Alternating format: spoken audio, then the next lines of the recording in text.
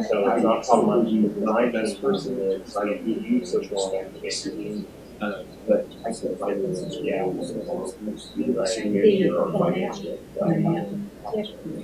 it doesn't sound like it.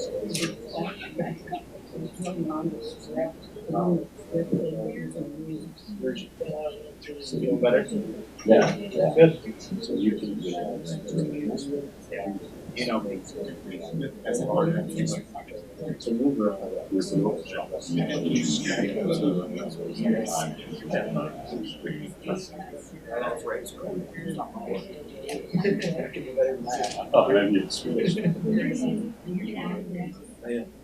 Yeah, we got a lot of wood out of it, so we're kind of, you know, if we would have just given to a demo, we would have just destroyed it.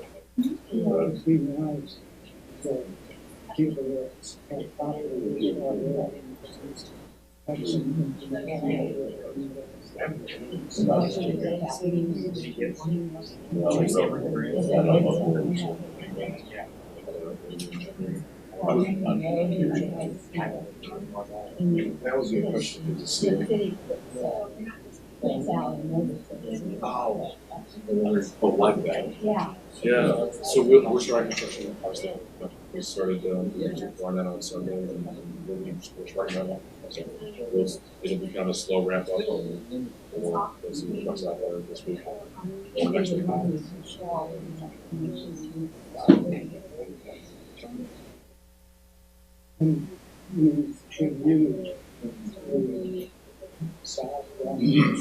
We did that. So what we had to do, we had to get on the property, and so right. And so what we did then. So what we did is the fourth house, the community house. What we did is we just cut a path through there. That wasn't there towards the retaining wall. I could get that, and so I took that retaining wall out. So that we have that. And we also talked with, by the way, so the contractor. I also put in the contract this morning that any of the contractors or something can access the property to or from Roger Road, which is me, would be 250 fine prints. So just keep on the. There's no access, so you won't have you won't everybody else. So I will verify obviously if you have restrictions in the project. Get to it.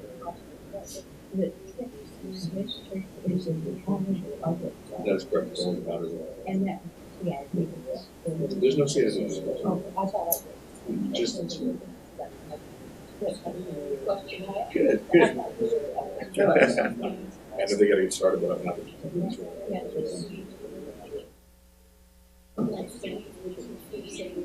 No, it was good. It was we took almost all the planking. And there was a fairly new one was actually it was pretty brutal all over the place. It was disgusting. So we were trying to like find a balance between getting all the wood down. So we got a bunch of metal on. So we decided to go with the zero and really use metal so that the farm that was right there, I don't have to fit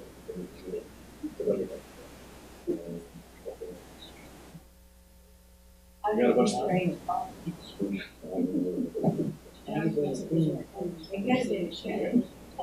yeah, I mean, what I saw was definitely awesome. But there was I actually found out one of them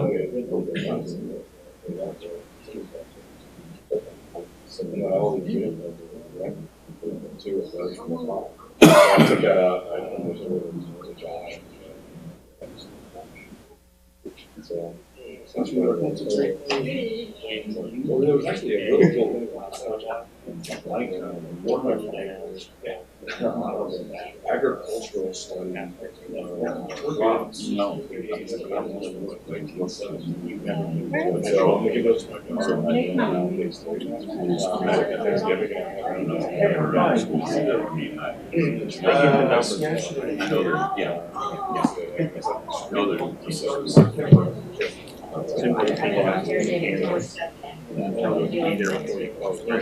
we got some Yeah, it's amazing. Yeah. So we got a bunch of hardware. This is just some of the boys that they're always. I mean, honestly, so I just so I got both businesses off, and they're basically just I want to see what it would do. I just put a tracker on it. Is stuff that city's on it. You can push it there, and I think you make a decision about it. Okay, that's gonna be a little different than the recovery. So it's done, stop it. It's It's not a just recommendation. you have to, all that they do is sign on much. Food bills. They sign one section. But there was so much that it was like, we didn't move that in a bit. The holes. So we left on the floor, being, yes, just like. So. You know, even if I got all. Yeah. The Stag is pretty. Stags is actually. Yeah, anyway, we got as much wood off as we could. I mean, in a normal, non-litigious environment, I'd probably one person doesn't have nothing to do with the consistency of the project. We had one guy straight out. So it's not even a relevant question. Right.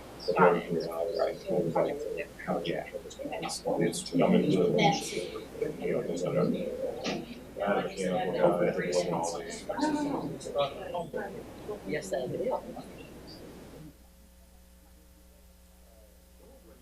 is. We'll bring them on. We had to find out what we had.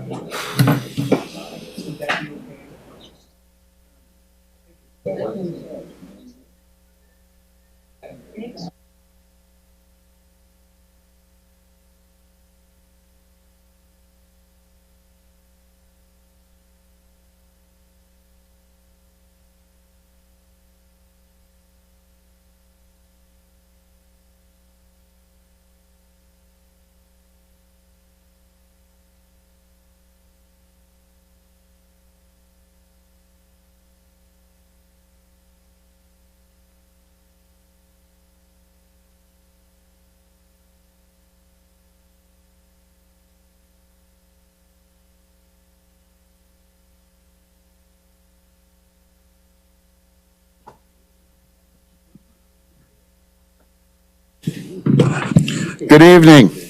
Good evening. Welcome to the November 4th, 2019 meeting of the Planning Commission, Shawnee Planning Commission, as a matter of fact. We'll start with roll call. Commissioner Montgomery? Here. Commissioner Roth is absent. Commissioner Peterson? Here. Commissioner Willoughby? Here. Commissioner Beanhoff is absent. Commissioner Busby is here. Commissioner Wise is absent. Commissioner Braley? Here. Commissioner Smith? Here.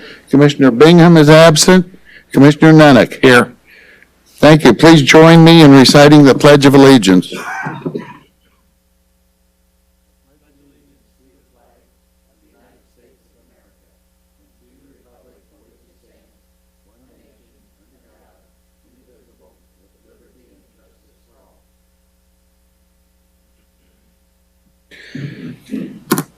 The consent agenda. Items listed under the consent agenda are approved in one motion unless there is a request to remove an item from the consent agenda. Is there a request to remove an item? Hearing none, is there a request to approve the consent agenda? Commissioner Braley, is I'd like to make a motion that we approve the minutes as presented. there a second? Commissioner Nunnick? Second. Motion is second to approve the consent agenda. All in favor say aye. Aye. Opposed, nay. Motion carried. Abstain, please, sir, since I I'm was sorry? there. I'd like to abstain since I was not at this meeting. Abstain from voting in favor of the. Very fine. Thank you. Mm-hmm. Very fine. Next on the, we go to new business, and there's a request to move the determination of consistency with the comprehensive plan, both item 3 and item 4 to the first part of our agenda tonight, unless there's an objection from the Planning Commission. No objection, then we'll start with item 3.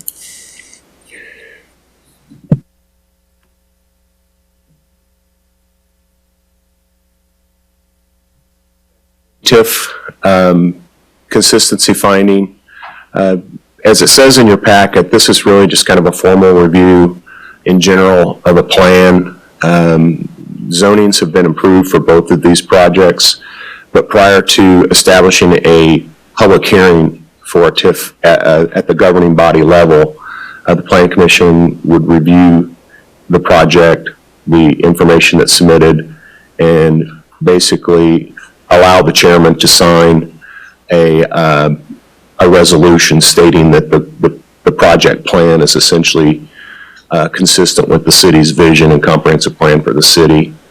That being said, we would open it up to discussion.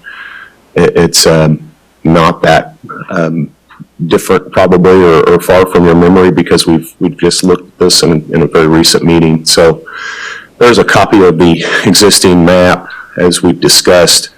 A large portion of the site is already shown as high density residential. Project plan is for the approved plan that you guys recommended for zoning and was actually zoned at the city council level for 67 multifamily apartment units. And as we are discussing later in the agenda tonight, the comprehensive plan is also being reviewed to get it more in line with the visioning studies that have been done for the downtown area. That would complete our brief report. I would say that this is not a discussion of the site plan. This is not a discussion of the zoning. And in all honesty, it's not a discussion of the financial portions of the project. That is all to the purview of the governing body. Right, thank you, Doug. Does the commission have any questions for staff on this item? If not, is there a recommendation to send to the city council or approval that it meets the TIF plan for the city's document, or for the city's records? Commissioner Montgomery. I move that we find that the project plan appears to generally meet the intent of the comprehensive plan and authorize the chairman of the planning commission to sign a resolution to that effect. Is there a second? Commissioner Willoughby? I'll second the motion. Motion and a second to recommend to this governing body that the TIF plan meets our It's consistent with the comprehensive plan, et cetera. Correct. All in favor, say aye. Aye. Opposed, nay. Motion carried. Thank you.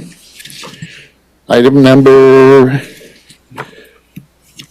next item is Westbrook Green, determination of consistency with the comprehensive plan on that as well. Doug? This is the same procedural review as the previous application. This is the Westbrook Green property at 75th and Quivira. You reviewed a project for consistency in 2017. At that time, you found that the proposal was consistent. They have revised the project plan slightly because the number of apartment units that they're now looking to do is less than the 520 that was originally shown. I believe the report talks about around 350 units now. And some of the retail configuration has changed, but there's still approximately 108,000 square foot of retail pad sites and office commercial type uses. The property was zoned a combination of RHR, residential high-rise, and PUD OC, which is our planned office commercial designation back in 2017.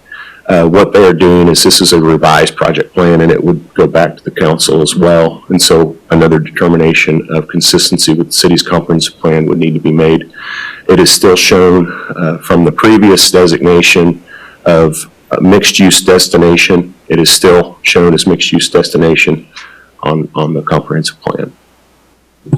Thank you, Doug. Does the commission have any questions for the applicant, or for Doug? I'm sorry. Commissioner Peterson. We approved this back in 2017. You said that it has a revised site plan from 530 to 343 units. That's a significant change. That's not a slight alteration. I don't know if I'm seeing in front of me now, and I'm seeing a picture that looks vastly different than what I remember voting yes for. This has none of the amphitheater, the clock tower, It has only 3 new buildings around Quivira. We are obviously keeping the bulk store, that was all going to be gone, and I'm vaguely remembering what the picture was going to look like, and that big old building doesn't fit with what it was, so I don't know that this is the same plan. It is not the same plan, and to be clear, as it says in your staff report, a revised site plan will be coming back to you for the land use approval later on. We're simply looking at the mixture of uses. Is it still residential and commercial? And is in that way consistent with the comprehensive plan? We would bring a revised plan back to you before they would go forward with any sort of construction. In terms of the plan itself, Continue, please. because we haven't had an application for the site plan, I would prefer that the applicant talk to you about their intentions, if that's something you want to discuss. But Oh, again, yes. this is a very 40,000 foot level at the proposed square footages, residential uses, those sort of things, just so that they can set up public hearing to consider a TIF. I understand, but we approved something very specific, and this doesn't look like the same plan to me, so I would like to talk to the developer, please. Okay. If you don't, please go ahead, then I'll ask the staff something later. Hi, Bob Johnson on behalf of the developer here tonight. As Doug said, I'm happy to answer your questions. As he said, though, this is merely a finding of, do the uses meet the comprehensive plan? Are they mixed uses? Does it meet the mixed use designation in your comprehensive plan? Certainly it does. Again, as Doug said, this will not be the last time you see the plan. From a land use perspective, we'll be back in front of you with our final plans. At that time, I think it's appropriate and ripe to discuss all of your questions and your issues and whether you support it from a land use perspective. Here tonight, though, it is outside the bounds of the statutory decision-making process to discuss differences of the 2017 plan to tonight's plan and whether you're supportive of those. I'm happy to answer your questions, but I want to make sure that we stay focused on the task in front of us. Well, I really appreciate the fact that you just counseled me on the law. That doesn't change the fact that we approved high-rise. Don't know if these are high-rise. There was a parking garage. There's no parking garage. We have significantly reduced the green space. This plan in front of me does not look like a destination. It looks like a large apartment complex next to a grocery store. This was supposed to be a spectacular new welcome to Shawnee on that corner of the city. If I'd have seen this first, I probably would have liked it. I saw the other one first, so I would like to know a little bit more about it, please. Certainly, sure. So it's 343 units planned today, which is a diminishment of the density there. We have a partner that is going to come in and develop the apartments. That's North Point Development, that has taken its pen to the plan, believes that's a better density for the site, believes it's respectful of the neighborhood, believes that's the amount of units that will work for this area. As to the structured parking, excellent question. We have determined for 2 reasons that that's not the right decision for this site.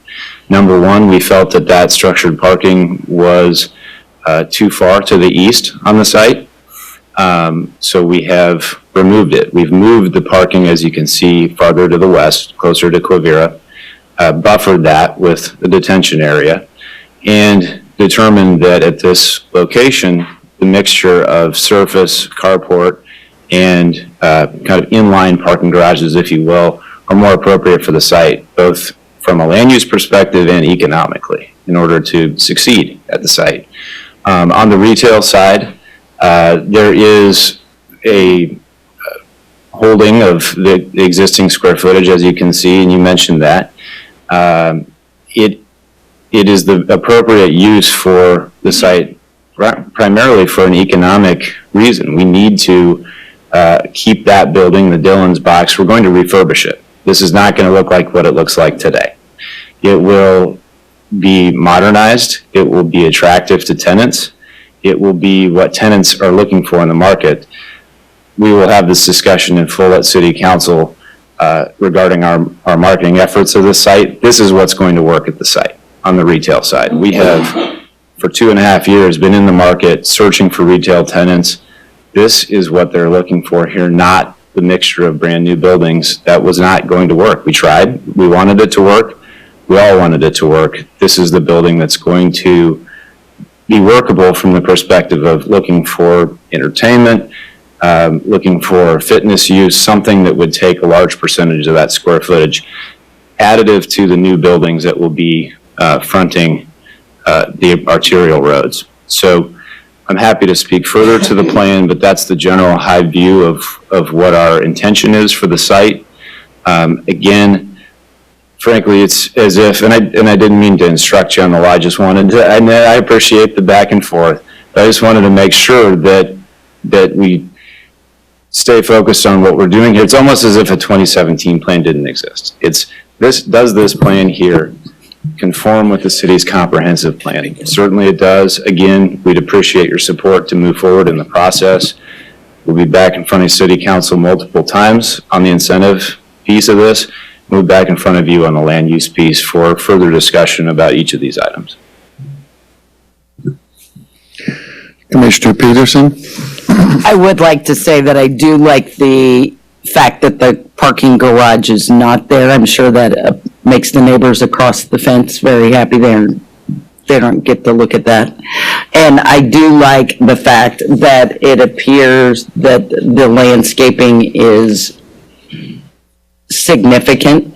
Part of the appeal to this, to those in the neighborhoods, which I'm not that far away, and very much would love to see this happen. What happened to the amphitheater kind of central location where there could be a local band concert or something along those lines? Was it just too much green space and needed parking?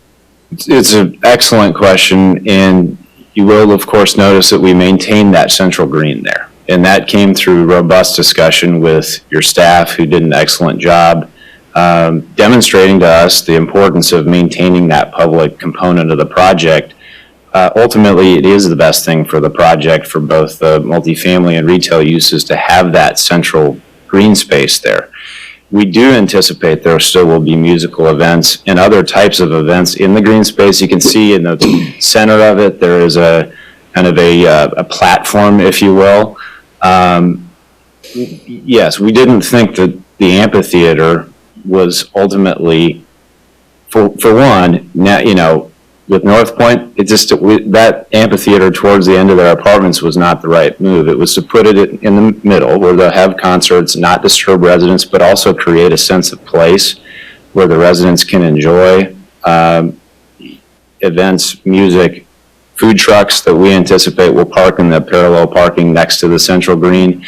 We just thought that was a better design with our new partner that would be respectful to the residents while at the same time maintaining that public component. Any other Commissioner Namick? Just a quick question for staff. So this is totally back up for a vote when they come back with their plan, revised plan. Yeah, as you weren't on the commission at the time, but if you recall in 2017, I had told you guys that if a plan changed, that you would see them again, that we weren't going to zone it and not see a revised site plan if something changed, because it was conceptual at that time. I would tell you this is still conceptual. Even though the statute requires project plan and something for you to look at, I was hesitant to put it in the packet because they have not submitted a revised site plan application to the city for your review. That being said, we have been working with the applicant on that revised site plan for some time. I don't want to get into the weeds into this plan, but there are some merits that we'll put out in our staff report of some of the positives of this redesign, especially on the residential side. You can see the intensity adjacent to the neighbors to the north and to the east has been reduced. The setbacks have been increased. To be quite honest with you, the level of intensity in terms of the number of units for this size of site probably makes a little more sense. Not saying that the other plan wouldn't have been fine. This one could be better. Sometimes we shoot for better. The commercial portion of the plan, it's kind of the reality of the marketing situation is what we've been told. And so I want to assure you on that. We've made connectivity an important feature of this plan. The central green actually lines up with the front entrance to the largest apartment building. The units are still 4-story, so there will be some massing to the structures. In my opinion, the architecture is even a little bit nicer. It has a feel of modern architecture, but it also will fit maybe better with the neighborhood. Connectivity, that larger retail space will be important too. And all of those buildings, if they get the plan approved, will be reskinned and repurposed to make them look like they're cohesive with the multifamily to the north. So again, not wanting to get into the weeds too far for this action, it's a consistency finding. Is the plan still residential and commercial? Is it horizontally connected? I think in staff's opinion, the answer would be yes. So so your answer to my question is yes. So that's great, and that's what I was asking for. So, not to belabor this issue anymore, the part that I somewhat agree with Commissioner Peterson is this was a destination location the way it was planned before, and I don't want to lose that. And that's what I have to say. Mr. Chairman? Thank you. Commissioner Smith? Thank you. Don't sit down. I was trying to save you a couple steps. 100% understand what we're here to discuss. Okay, so my question is, we always find that consistent issue with the comprehensive plan post-plan approval, correct? We really don't have a plan yet. We don't have one that's been on our agenda, on our docket we've dealt with. Not necessarily. Has this been officially submitted as a plan? The TIF district, the statute is a little bit backwards in my opinion, because you establish the TIF district, you complete the project plan, and then you set the public hearing for the financial incentive at the governing body level. The consistency finding can come at any time once that TIF district is approved. And oftentimes, a developer won't want to go through the detailed plan, basically putting the plan together and spending a lot of money on engineering and building elevations and those sort of things without knowing whether or not a financial incentive is going to be improved. And so in this case, it is very appropriate to be able to make a consistency finding without having a site plan on record. This is strictly related to the incentive package that the governing body will review and approve or deny. It's totally up to them. I'm just trying to appease some of the folks up here who have some concerns. I understand. So, can we find that finding of consistency based on the 2017 plan? And as long as those components in some shape or form are included in this plan, then we're good? I would say you found the 2017 plan consistent with the land use guide. This is a revised project plan. As it says in the staff report, oftentimes once a TIF district is formulated, multiple project plans are considered. These are very conceptual drawings, and it's not unusual in terms of setting a public hearing at the governing body level to have very conceptual plans in place. What they're more interested in is not the setbacks, the height, the design, it's the number of units and the amount of leasable square footage that they have on the site. That's what drives the financial package that they'll be considering. And so in that case, again, it's residential, it's commercial. I would be hesitant to say that it's not consistent with the city's comprehensive plan. Yeah, to me, quite frankly, the number of units and the square footage of commercial and the other stuff really is inconsequential, because what we're talking about is a use regardless of, what that use looks like in terms of gross footage and units and such. So I understand 100%, and it's going to be really interesting when they come back. But, for what we're asked to consider this evening, the uses on this revised site plan do meet and are consistent with what we're looking for. Any other questions for applicant or staff? Doug, I have a question for you while you're up there. And that is see if I caught this correct. If they substantially change the preliminary site plan again, we'll be back doing this again. Correct. So I understand they're wanting to go forward, and I guess, you know what, that's fine, but it just seems like we're doing these a number of times, and that can be frustrating at times. Another question, if I'm looking at this properly, then the bright red stuff down there is basically for restaurant. Correct. And the grocery store that was a grocery store isn't going to be a grocery store because that was dropped out of it too. It would be So it's repurposed. substantially different. It is, and we all recognize that. But for what we're supposed to do, basically, it is mixed use. Thank you. Any other questions for applicant or staff? If no other questions, then a recommendation to send this on to City Council is meeting the TIF definition or not meeting the TIF definition.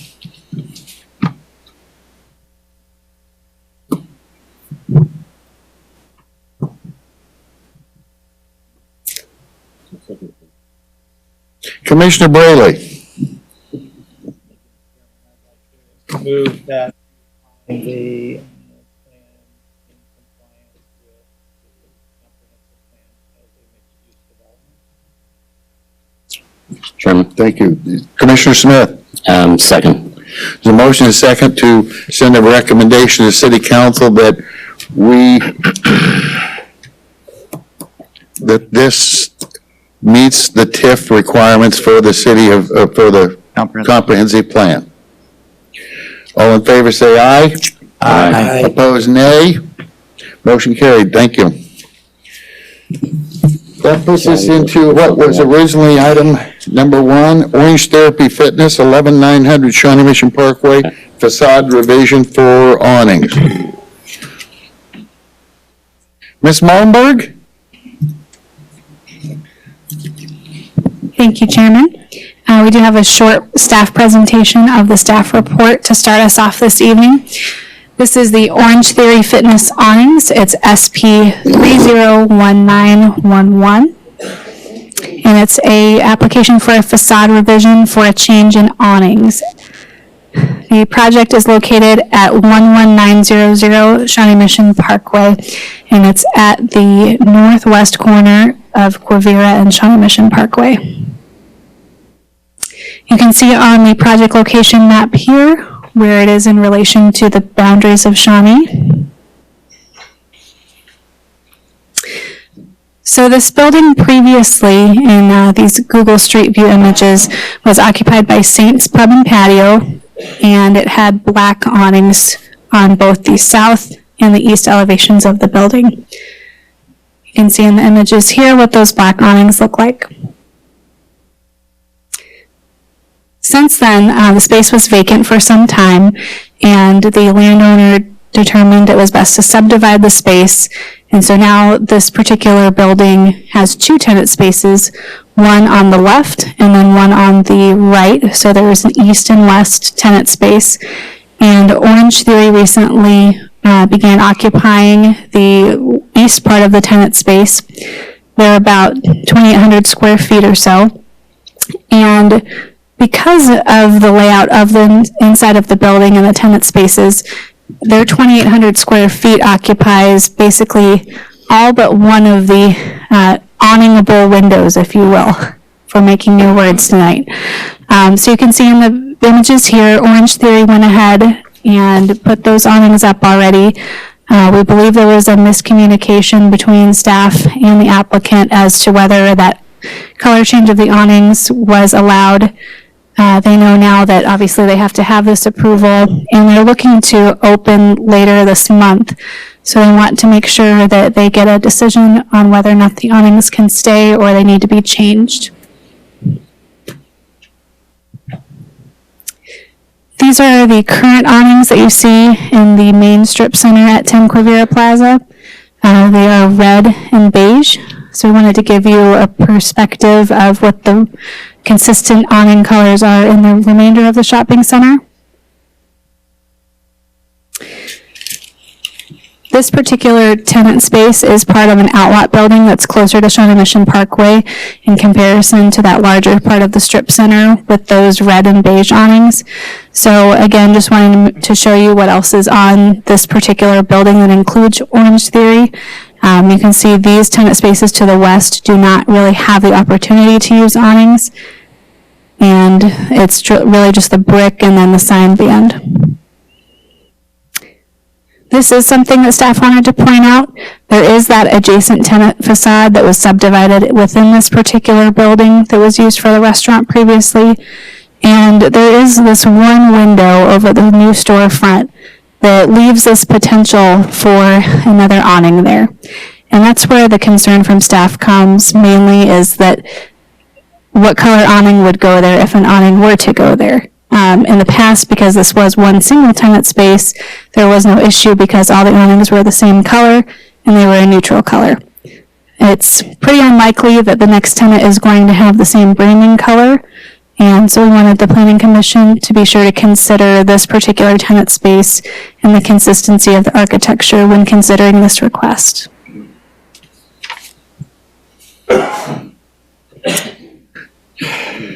We did some research about other Orangetheory fitness locations within 20 miles of City Hall and used Google Street View to view information about those facades.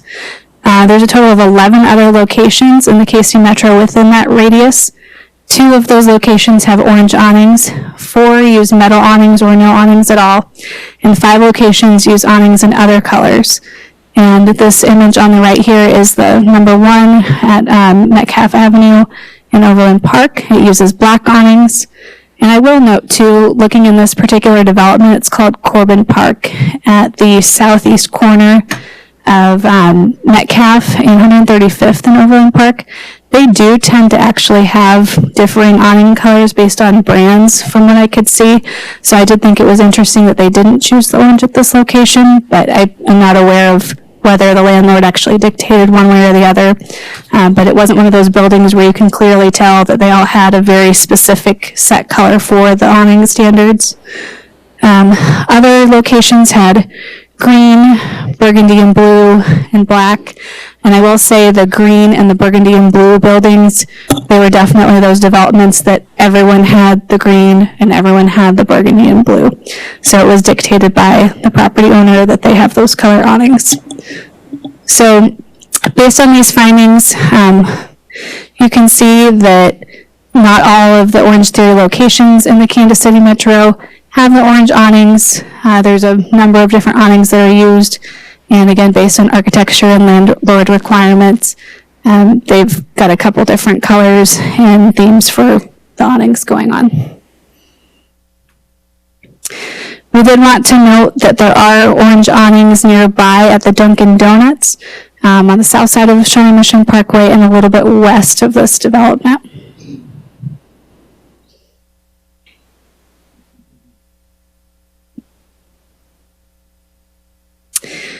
And the last thing here we have in the presentation is discussing the open item, which again is discussing how this orange awning could affect that adjacent tenant space that may or may not have an awning. We do not have a recommendation for this particular project, and we request that the Planning Commission discuss and evaluate whether or not the orange awnings that have been installed are appropriate for the space. Thank you. Thank you, Stephanie. Is the applicant present? If you'd come forward and state your name and address. I presume that completed the staff presentation, because you know how I am about that. Really poor. Please, ma'am. Good evening. Melissa Gilmore. I'm the franchisee of the studio. Great job, Stephanie, with the application. Whatever questions you guys have, we're happy to answer. I think the biggest thing is that there was just miscommunication amongst the city and our studio. once finding out, obviously it was too late, and what we were told that did get moved forward was something that was told to our sign contractor, who obviously did not relay that information to us because they don't do awnings, and they thought that the city was going to let us know about that. The one big thing that we actually do have a plan for is we're excited to be here in the city, and with the growth and development of Orangetheory, we're hoping that this space could actually be the first dual studio in the city, or in Kansas City metropolitan area, which would mean that we would actually take over that second space. Obviously, we don't have the membership base in order to do that yet, but with kind of the history of how long the space has been vacant for as long as it has been, we're hopeful that something doesn't go in right away. I do have an email, and unfortunately I didn't get it printed, but our landlord has approved these awnings. It's in our lease that the change of color is acceptable for this landlord development.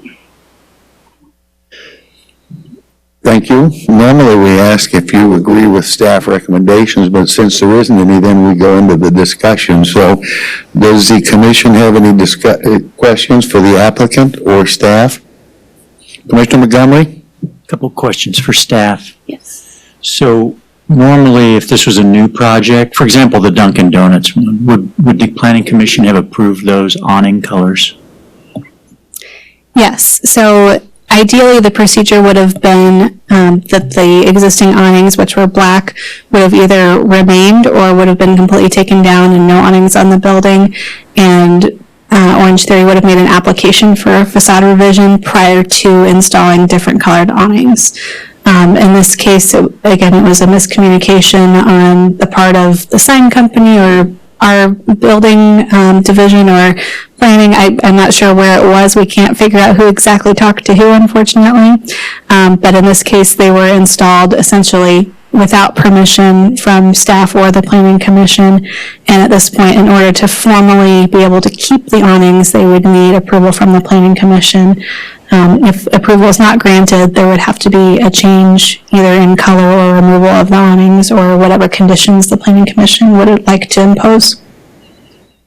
Second question is, what precedent, if any, does it set if the orange awnings are allowed to stay? Is there potential for future developments to change awning colors without approval, or point to this as example of an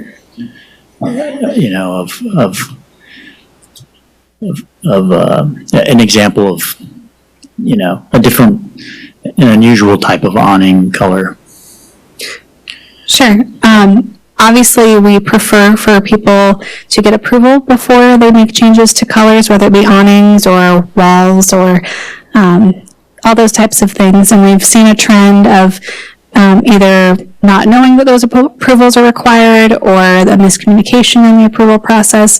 And we're working on ways to help educate our citizens, our business owners, on the fact that they need approvals for these major changes to buildings.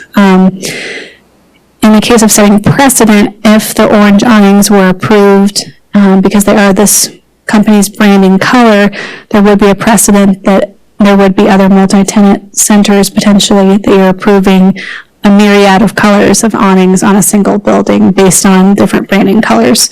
So for example, you could have Planet Fitness that wants purple awnings because that's one of their brand colors, or you could have McDonald's that wants red and yellow awnings, or Dollar Tree that wants green awnings, and they could all be essentially in the same building theoretically, and you could be looking at one structure with many different colors of awnings, which sometimes is okay with the right architecture, but other times can be a little distracting. So unfortunately, it's all a matter of preference and opinion when it comes to the colors and the architecture, and that's why it comes before the Planning Commission for these types of reviews.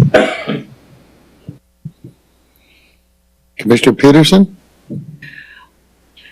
First of all, welcome. Thank you. Second of all, I'm in a bit of a dilemma because the orange, actually goes with the building, but my biggest concern is if you don't expand and that other space is leased, what that is going to look like.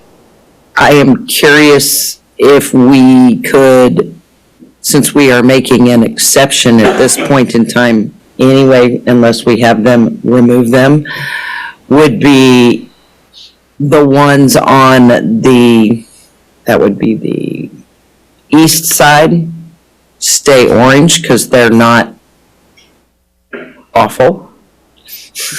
But the ones on the front facade where we have competing awnings, I don't know if that is something, or is that just muddy the waters so badly? Other thoughts? I guess that didn't come out as a question, so I'm glad for your comments. Commissioner Willoughby, do you have a question? Yes. Why was the black awning removed over the window that was not part of this business? So to my understanding, in the landlord's work, when they still held responsible for the construction and the demising of the space, they took those down. That wasn't something, we didn't even know they were planning on taking them down until they were down. And then when I had called the city to figure out different sign figurations, because we do have an awkward layout with having the main entrance of the building being our space, but we can't obviously center a sign over it. That's when it was mentioned that we were looking into orange awnings, but nothing was mentioned to us about having to get an approval. So that something is being worked on to getting that information out to tenants like myself is great, because I did not know about it.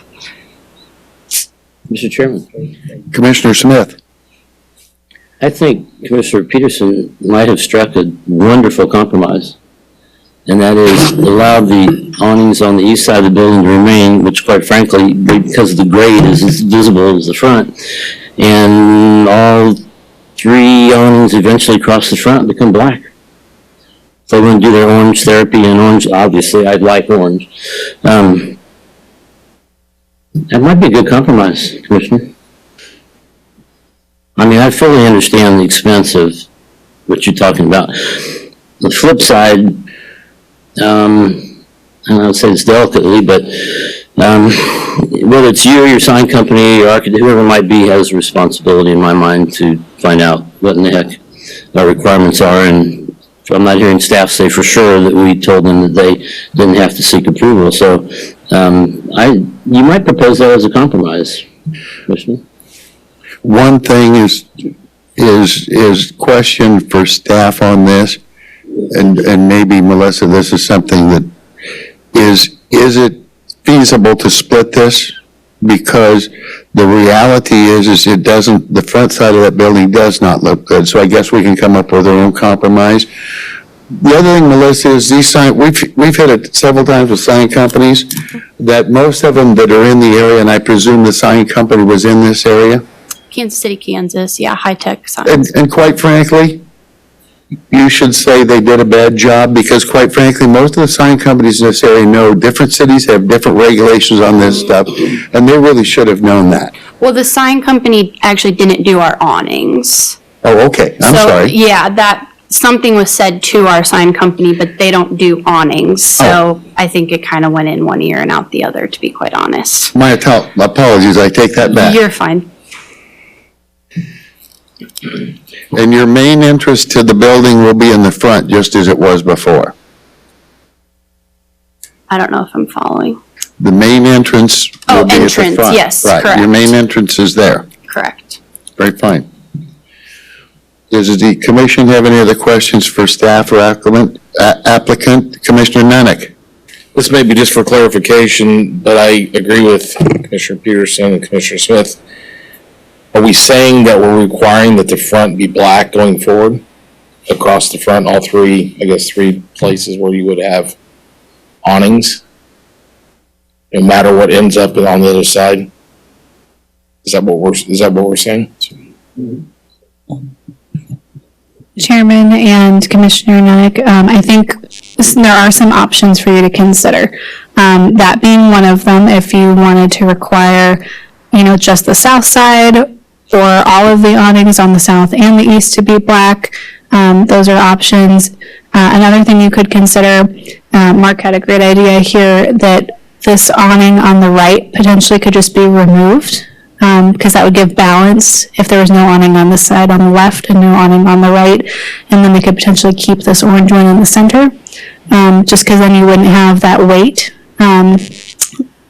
Or, maybe this one has to become black in the center too, and you still get rid of this one. I mean, there's 12 to 20 to 40 different ways you could think of all the combinations here. So really it's up for the planning commission to determine what's most appropriate. My recommendation would just go black across the front, because without knowing what's going to go on that left side, now we have some control, because once this was subdivided by the owner, we lost control to a degree.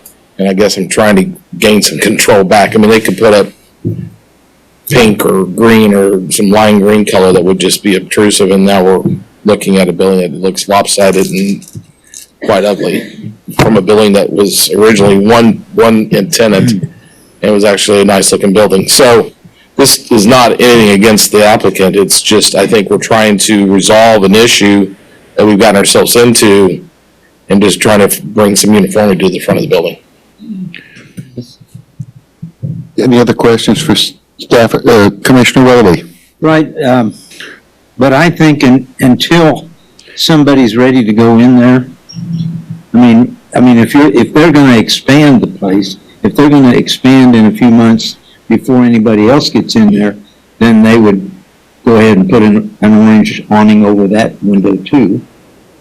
And so that could be a possibility. I mean, I agree with you that, hey, it's either gonna be all orange or it's gonna be all black. But if they're gonna have the whole building, then they would of course want it all orange, which would be fine. Yeah, unfortunately, we don't know. We have no guarantee. Well, you don't know that, but you just stipulate that, Yeah. Any other questions for applicant or staff? Commissioner Braley? Yeah, so, I mean, I'm coming at it from the aesthetic, from the architecture, and obviously, I think we all see it, that building is one unit, even though there is a building attached to it. Every time I drive by it, I never visually see it as attached to the strip center next to it. I only see it as it is kind of here. And so when you brought up the idea of the removal, to me, that's answering the question for balance for the front of the building. And I would imagine the cost of removing an awning is less than having to replace to a black awning, and we've got a new business owner moving into our community, and I certainly don't like burdening them with additional costs, although there were some mistakes made in the process. When I saw this, my other thought was, do we even have the purview to say that if another tenant moved in, we've already decided that if you're going to go in there, it's going to be orange? I mean, can we say that? I mean, can we put that on the owner of the building that says, if you're going to get a tenant, first thing you need to tell that tenant is, if you want an awning, it's going to be an orange awning. I mean, another. So you buy all three black. Right, or, yeah. And then put that on, you're saying put that on them then to change them all to black, right? If that's, Yeah, I guess I should probably get to a point here. Well, okay. So one, I don't have a problem with the orange. I think the orange works really well with the brick. It draws attention to the corner. It's a vibrant color, but it's all personal choice. I think that either, in my opinion, it is removing the one orange awning, storing it temporarily. You don't lose the cost of actually, it's been fabricated, it's there. We get symmetry back to the building. And if at some point you are able to, and I hope your business grows enough that you're able to do that first, what'd you call it, a dual studio. So instead of just having one workout room in the studio, we actually have two, so we can accompany almost 80 members in during one class. So if that happens, you pull out the one out of storage, put that up, you put in your new one, and we've got orange. I just don't, to me, black all across the front, I don't know. I'm not too keen on that idea, but. So does anybody have any more questions for applicant or staff? Is there anybody from the audience that wishes to comment on this matter? If you come forward, please, and state your name and address, ma'am. I'm sorry? I'm Carol Mundy. I'm from 6040 Ballantyne here in Shawnee. Why don't you just have them put an orange one on the other window? Then it'll match. But for heaven's sake, don't put black across the front. That would look awful with the orange on the other side. Thank you, ma'am. Does anybody else care to comment on this matter? If not, then we're in commission discussion. I should ask one more question of staff. They already have a sign up on the side. I'm assuming in this building that would be the only sign. Is that correct, Stephanie? No, they're allowed a sign also on the south side of the building. Very fine. Approve the sign permit. Because they're on two streets, so Yes. consequently they're allowed two signs. And we've approved a sign permit for the south side as well. For the south side as well? Mhm. And since it was within the scope of this, our sign permits, then it would be, we won't see that come in front of us, correct? As long as the sign met sign code, it doesn't Right. come to planning commission. Correct. Melissa, can you describe the sign that you've applied for and I guess been approved of? Yes, so it has been approved. Oh gosh, I should have brought a picture, but basically because we cannot center it in the middle of the building, because technically that would be over someone else's space. It is, it's Orangetheory and then fitness right underneath it, but it is underneath it's not, yeah, it's like, oh yeah, I can do that, can't I? Okay, so it basically starts like where the B is in available and goes over across this way. So it's almost centered above these two windows, if that makes sense. And the staff has approved this, correct? Okay, thank you. That makes it a little more interesting.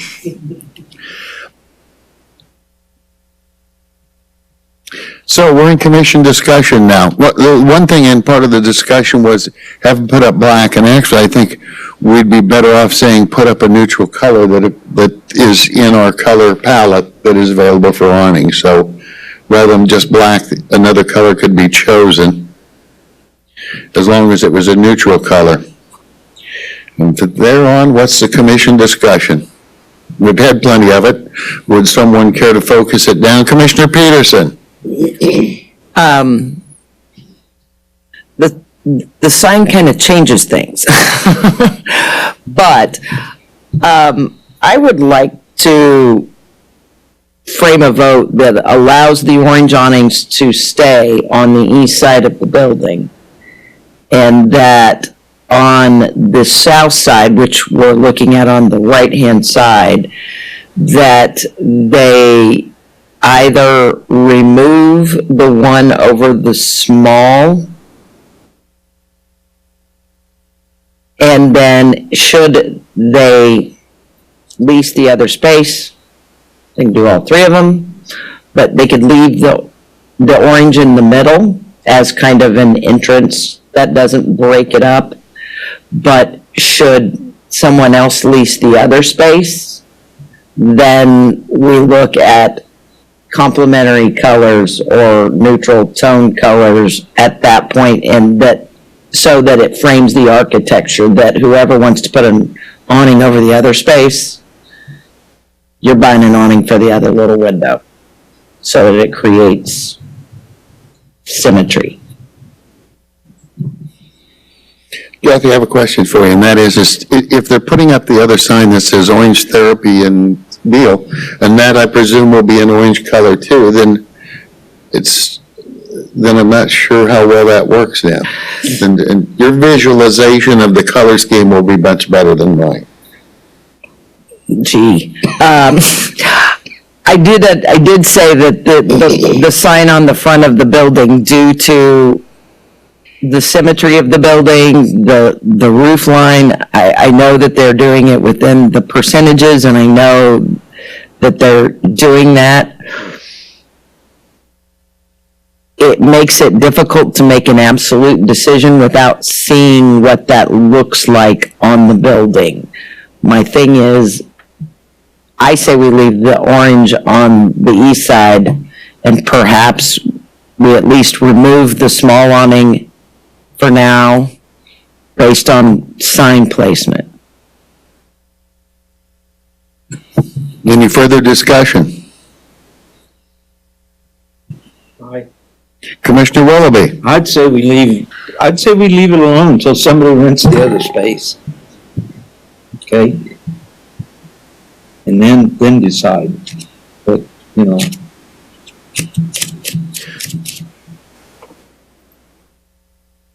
Commissioner Nennick? But at that point in time, we can't, how could we require those two to be brought down? Or changed? We'll just stipulate that. So you're saying that if somebody completely different leases the west side, that we would require Orangetheory to change the color at least of those two that are up there right now? No, I would say that whoever goes in there would have to replace the two smaller ones and leave the center one orange. I just think you're gonna have Commissioner, Stephanie Malmberg, please.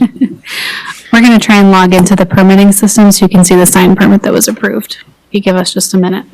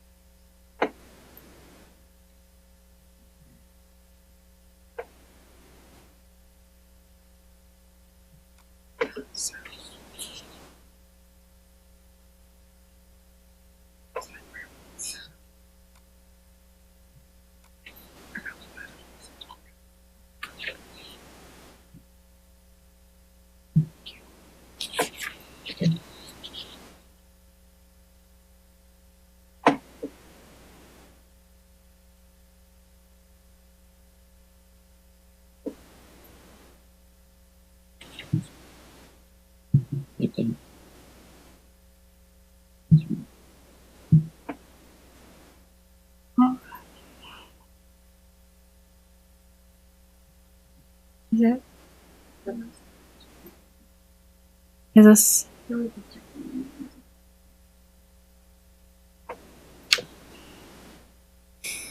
That's on the side. It looks like that's all we have.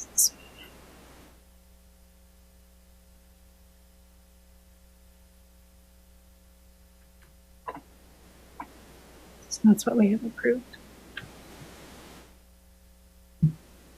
There was supposed to be Are we to assume that's the sign then? So this is what's approved on our file. I believe the applicant intends to apply for a different sign. If you'd like to talk about that. So this one was approved, but then corporate came back to us and said that this wasn't allowed due to corporate stipulations. They need Orangetheory fitness above our main entrance, like it to actually say the brand name. And so I guess the sign company just hasn't given that to the city yet. Mr. Chairman? Commissioner Montgomery? A question, is your entrance in the middle, or is we're Correct. looking at it to the right? The entrance is the same main entrance from the old building. The off to the right, those are now just windows.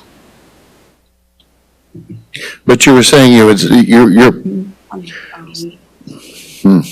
But you were saying, Melissa, that you were putting the sign over above the archway door or window there? That's Is where, correct, that's where you're anticipating wanting that sign?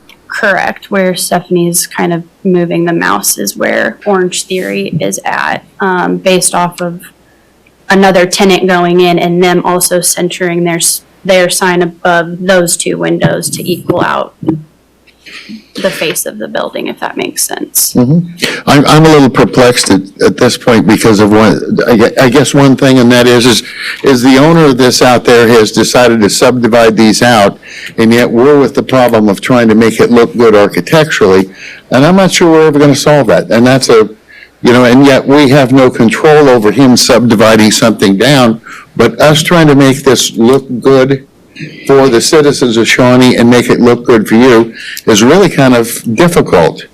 So I think I'm probably very frustrated with it. And I think a resolution, we're going to have to come up with something. And so if we split that out, but if we allow the orange to stay on there, then we are putting the next tenant in a position where their color is going to have to be complementary of orange or not. And to me, with our neutral colors that we've asked for on all this, our neutral colors should not clash with each other. And that's a part that seems to me that is a benefit without harming the new tenant that's not there yet, without severely harming the current tenant, Melissa. Doug? I think in the context of this building, you've kind of agreed that the orange is okay, at least on the east side. So the orange is not objectionable. To me, the easiest solution is to allow them, this is a minimal cost type solution, allow them to keep the orange over the middle, pull the other sign or the other awning off of the southeast corner, so they only have orange over the door. If she is good at her business and expands, then they can put both orange awnings back up. If she doesn't succeed and only keeps the space that she has, then that tenant space over on the west side is not allowed to have an awning, period. It will match in context and design the window that is on the southeast corner of the building. That's my suggestion. Our point of bringing it to you was that we wanted to make sure you were comfortable with the orange.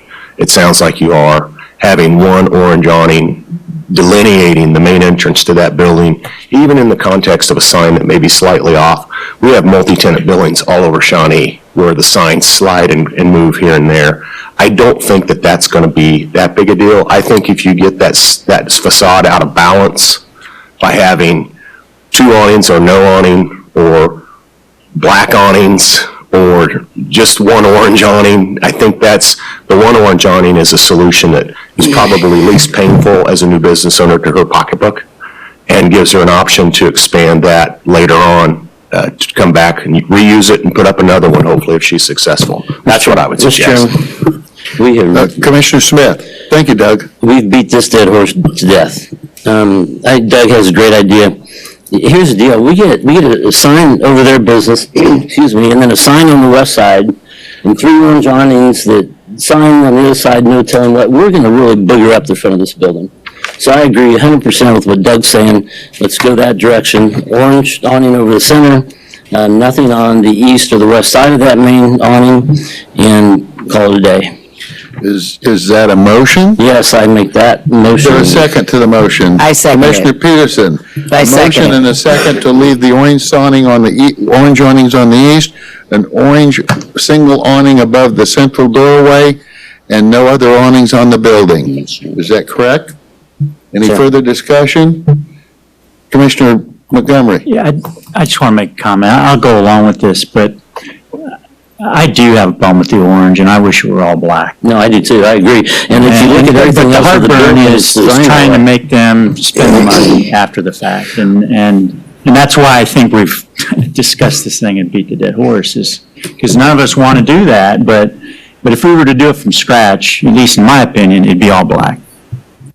Thank you. Any further discussion? Agreed. If not, all in favor say aye. Aye. Opposed, nay. Motion carried. Thank you. Thank you, Melissa. And honestly, welcome. Thank you. We're glad you're here, and we wish you good fortune. Thank you. Next on the agenda would be then City of Shawnee Comprehensive Plan Amendment discussion. Yep, got it.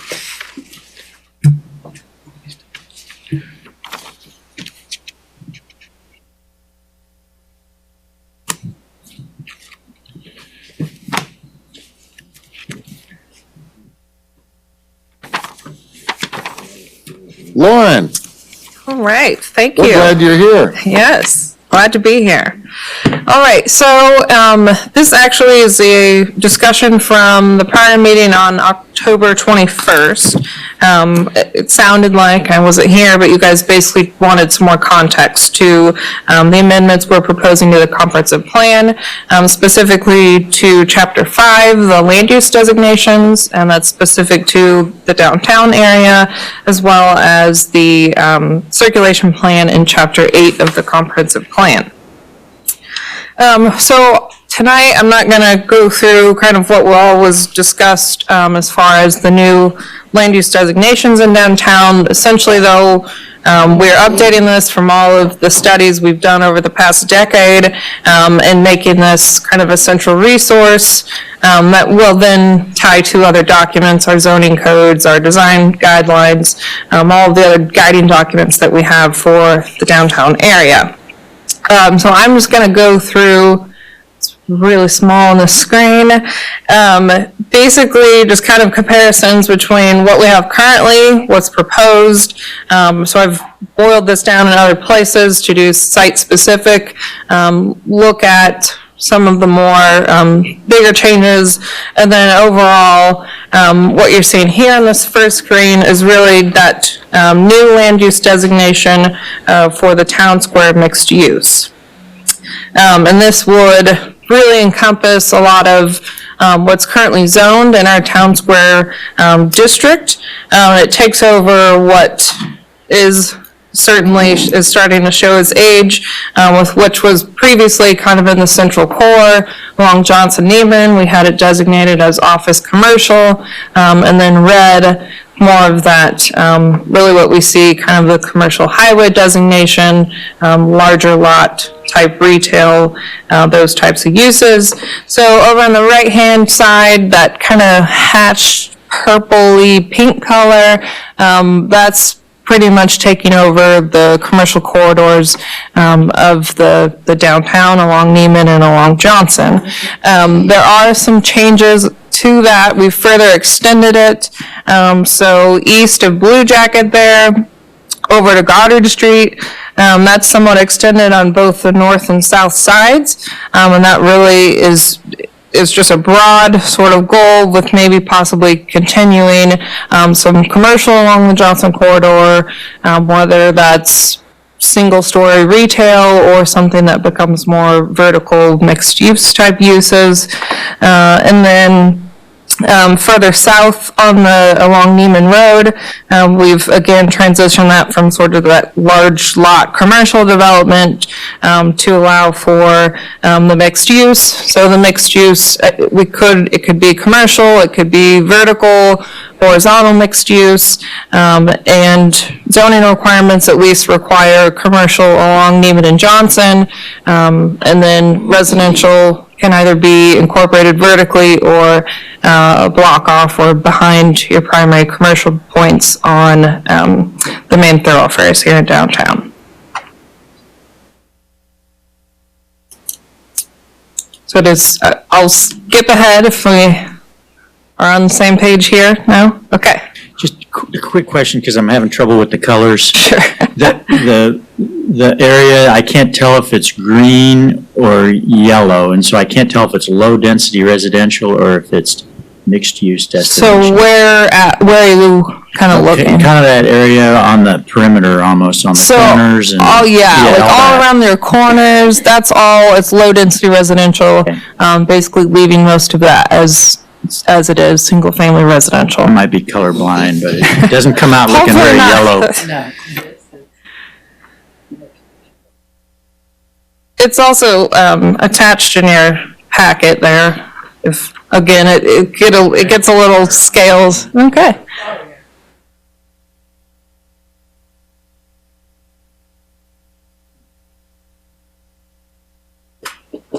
So I'll go through some more site-specific changes that we have.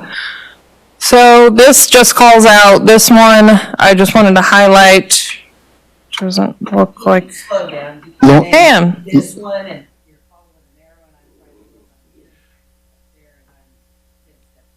and Lauren, I have a question for you. Would you prefer, or I think we would prefer to ask you questions as we go along with this Yes, question. I would Okay. prefer that. So feel free to ask questions as we go along.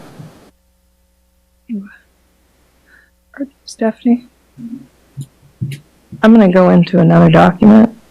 These are not highlighted well.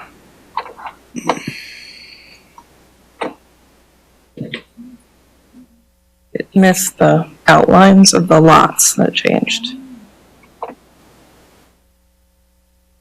Commissioner Braley. Lauren, if you could help us out also, because you've obviously, you've been in the weeds in this, is so if there's areas that have been changed, try to identify blind spots for us as far as where that might be a significant enough change that it's adjacency to another already existing use type could, maybe create a rub, or we'd be dealing with new situations when approving projects based on the changing in the zoning? Yeah, I think this might help a little bit, at least to call out kind of the areas that I'm talking about. So these slides will basically, all the areas that are changing are called out with that dashed black border, specific to the land use designation that I'm specifically talking about in each slide. So I think kind of what's maybe somewhat of a significant change, although it's relative, context here, because none of the current designations really kind of match with what we have desired downtown.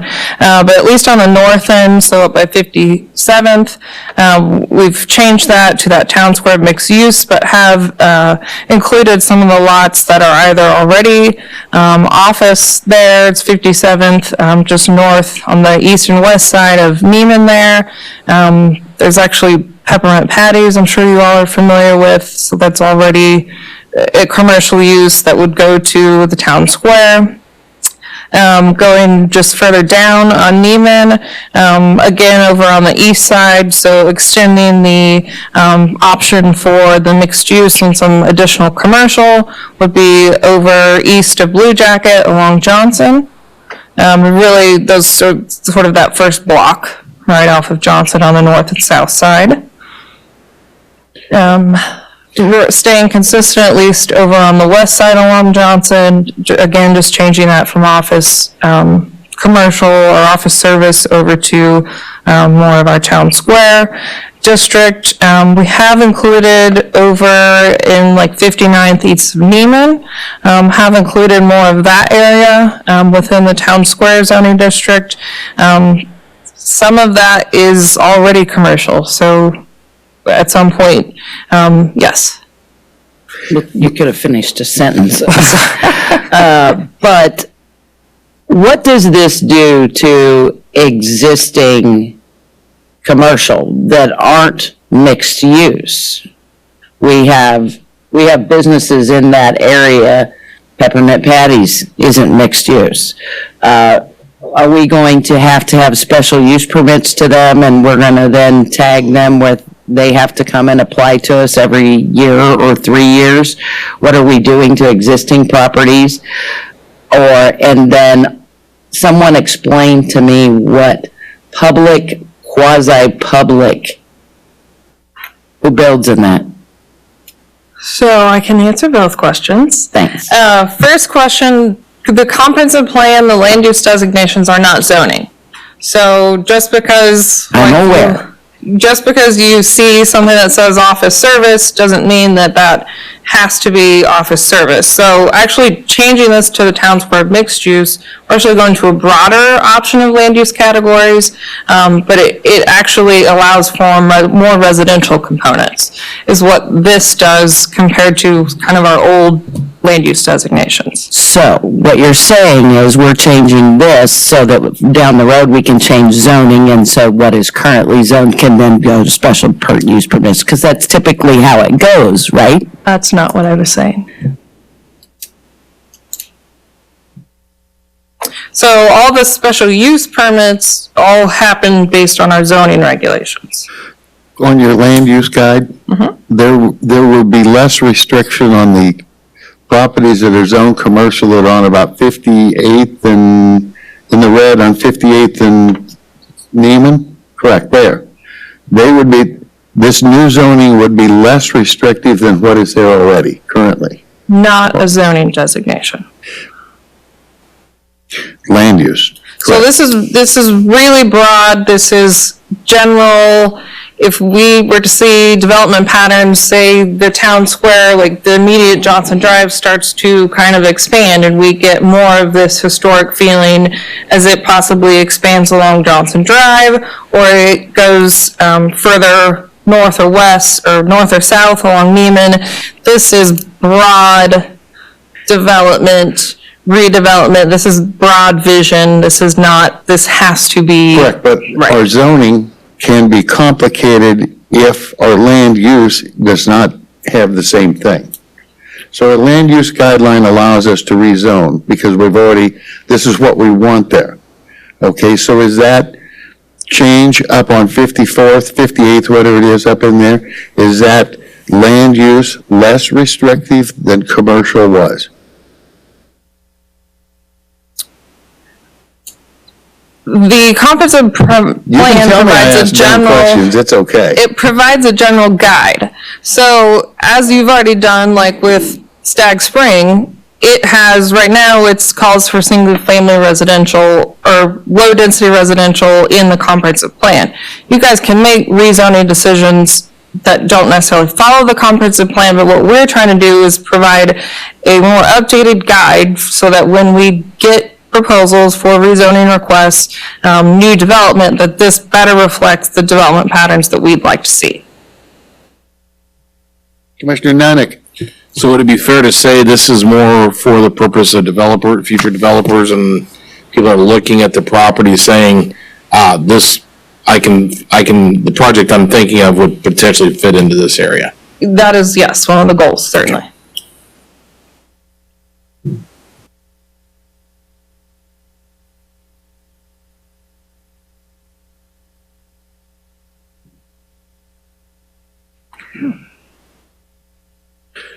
Lauren, please go ahead. Okay. So further south, along Neiman, really, we're just looking at changing the commercial designation again to the town square. And really, that's all within that first block of Neiman Road on the east and west side.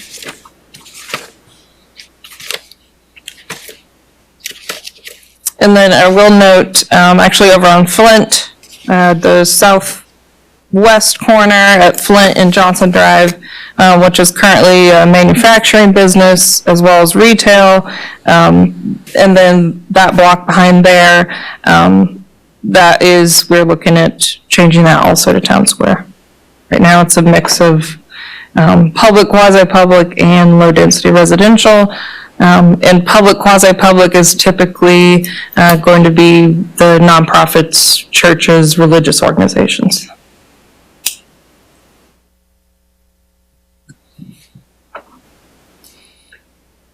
Please proceed. All right.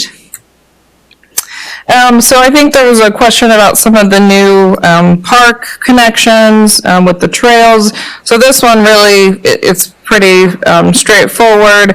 Basically with the new roadside amenities and the Trail Scout Park along the frontage road on Shawnee Mission Parkway, this just designates those new amenities and those new connections. So we've got Trail Scout Park on the frontage road. We got the trail connection at 62nd and Roger on the east side of Neiman. We've got the two, what we're calling the roadside amenities, one on the east side of Neiman and one on the west. And those would be new designations since they are now city parks or undeveloped property that the city owns. Proceed. Okay. You don't have to wait for me, Lauren. I just want to make sure everyone's on the same page here, or at least as much as possible. So this is kind of broken down beyond that town square designation, sort of on the periphery. And this is all north of Johnson Drive. So what we're looking at over on the west-hand side between 57th Terrace and 57th Street, this is currently medium density residential, at least at kind of Barton, the 57th. We are calling for high density residential to that lot, as well as Wonderscope, and then the adjacent smaller lot just west on 57th next to the park.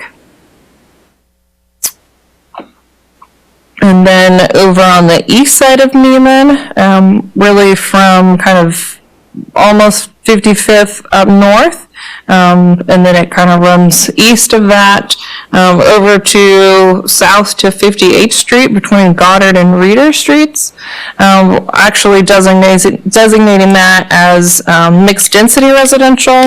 Our land use guide has mixed density as anywhere from, I think it's 5 to 10 units per acre. Double check that. Yeah, 5 to 10 units per acre. A mix of single family, smaller scale apartments, duplexes, or townhomes. Actually, a lot of that area, because it's relatively smaller lot development, just because of the age of when the lots were subdivided, is already at or really close to medium density. And then this also follows with our R1 single family overlay. Basically, those also continue to encourage still single family, but some options for maybe some smaller single family development. And then traveling further east on Johnson Drive, all the way over kind of to the right-hand side of your screen, that is suggesting changing that to medium-density residential. That's currently a large, right next to the school there. It's a large single-family lot, but everything adjacent to that to the west is all duplex units. So really just staying consistent with that higher density residential. And then on the corner there at Goddard and Johnson, what's already in office, just changing to office use. This one's just kind of a remnant piece. If you just go west to Ballantyne, that's actually all of what Shawnee United Methodist Church, that's all part of their lot. So just changing that little the low density residential to the public, quasi-public. Any questions on those? Okay. So then going south of Johnson Drive, really just south of 59th Terrace, what you see over kind of top right-hand side is actually the Blue Jacket Cemetery. I think at some point these lots and that lot to the southeast just got mixed up.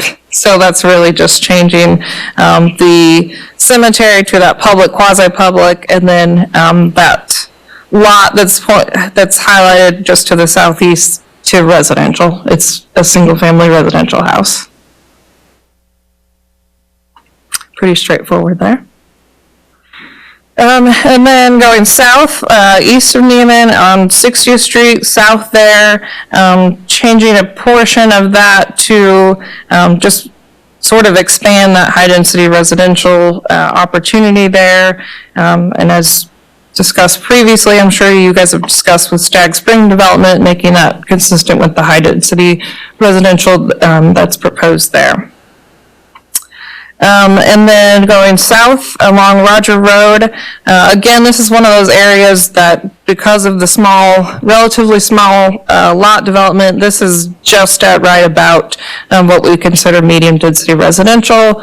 So really just staying consistent with that pattern, with possibly allowing some increases if things were to redevelop along Roger Road there.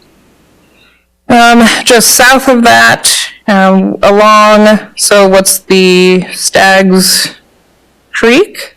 on the frontage road on Shawnee Mission Parkway. That was previously medium density residential, and basically just changing that all consistent, that whole development consistent to commercial. And then over on the west side of Neiman, again, like we've already got kind of, this is really a truly a mix. We have, as far as residential over in this area, we've got some certainly larger single-family lots that could easily be subdivided and be consistent with our R1 overlay district, as well as already some townhome or duplex type development in this area. So continuing to build those residential units in our downtown.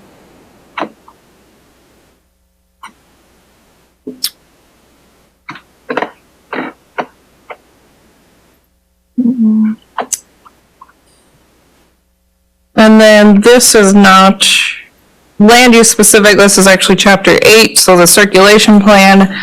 There was, I think, some question last time. What you see over on the left-hand side is what we have currently proposed in our circulation plan for Ballantyne, the connection to Goddard. We are proposing just to remove that connection in the updated circulation plan. Commissioner Braley. Yeah, Lauren, question, when you're talking about the circulation plan, is it for the purposes of the comp plan, is it purely meant to be for automobiles in a circulation plan like that?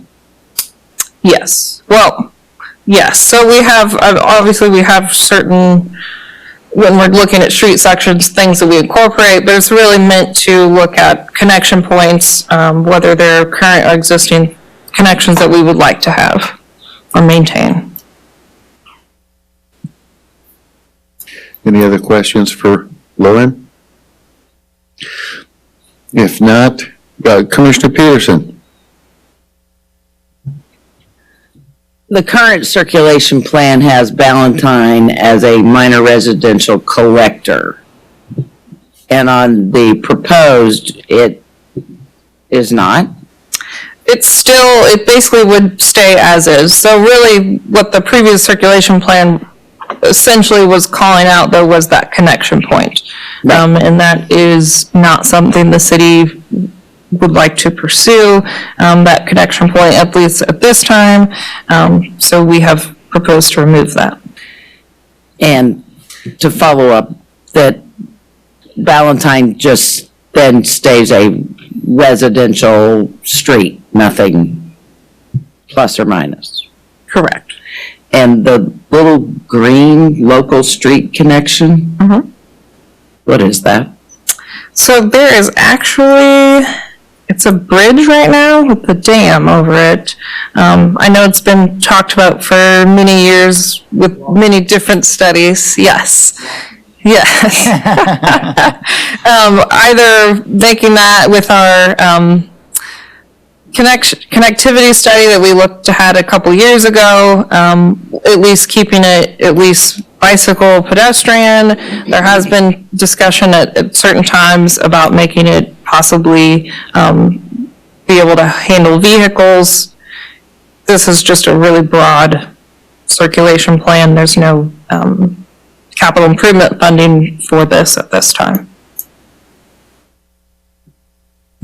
Any other questions for Lauren? Or any other staff? If not, then at this point in time, we need to, if we're in agreement with the changes, then we need to set up a public hearing. And the suggestion would be it couldn't be before December 16th, and I think that's about, December 16th is over 30 days away, is that correct? You can go to either the early or the late. Okay. Which that would be a public hearing then. My suggestion would be to put it on the meeting of the last meeting in December. That would be the 16th then. That fine with you, Lauren? Works for me. Well, I should ask, is there anybody from the audience that wish to speak on this matter? Very fine. So the proposal would be that they go forward with the changes to the plan And would someone like to make a motion for December 16th meeting? Or December 6th? Doug says that would be fine too.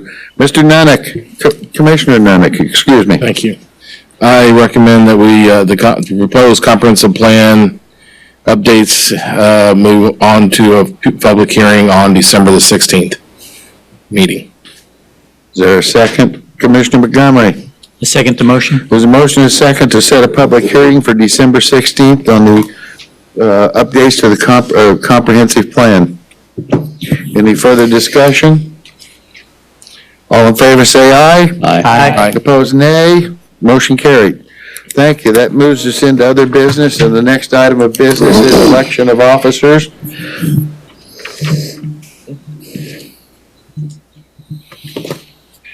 So if you weren't aware of it, I've been chairman. Bruce has been vice chairman, and Stephen Wise has been secretary? Is that what it is? Secretary. Mr. Chairman, Good. Commissioner Smith? especially since two of them are not here, I move that we re-elect the current officers. Thank you. Is there a second or further discussion?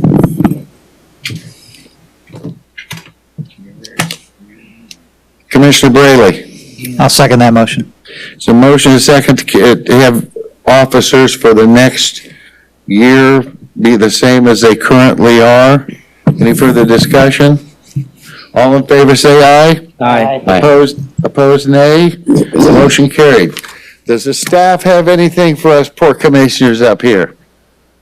If something else. Does the commissioner have anything for our poor staff? Since we're the poor folks. Commissioner Smith? Mr. Chairman, you're spot on. I made a mistake tonight, and I think I did it because some, what staffs might have said, might not have said, what somebody's sign company might not have told the awning company. The fact of the matter is that building was built architecturally to have black awnings. You can see it by the black in the windows. You can see it on the black wrought iron around the patios, and we're going to end up with different colors from different tenants, perhaps, and to have kept it just exactly the way it was, Mr. Montgomery, I'm with you. That was probably the thing to do, and I'm having buyer's remorse at this point. Can't do anything about it, but I think we've just, in my opinion, I made a mistake. So that's all. I have a clear conscience about that. Does any other commissioners have something for staff? Well, I'm in a hurry tonight. Commissioner Willoughby? Commissioner Montgomery? Commissioner Peterson, do you have something? Move we adjourn. Ooh. Is there a second? Commissioner Nunnick? There's a motion and a second to adjourn. All in favor, say aye. Aye. Opposed, nay. And in honor of Mr. Crocco, who finally, after 10 years, is no longer the Speaker of the English House, order!